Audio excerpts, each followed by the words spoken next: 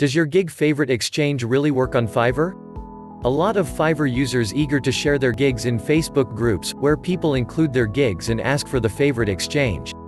Then they post a screenshot that they did it and ask you to do the same.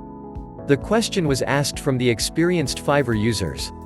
Here is what they said about the Fiverr gig exchange. Catwriter wrote, "Favorites are just bookmarks, so those who are interested in your gig can easily find it.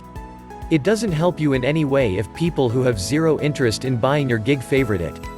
Favorite exchange does nothing, so it's not strictly forbidden, it's just useless." Nikavoice wrote, "I only favorite gigs that are useful to me. In other words, I favorite them to buy later. Exchanging gig faves are just silly and serve zero purposes. In conclusion, if they don't result in sales, and they won't because those people don't want to buy from you, your conversion rate will drop, and then your gig ranking might drop too. Getting clicks and views without actually making sales is more likely to hurt your business than help you."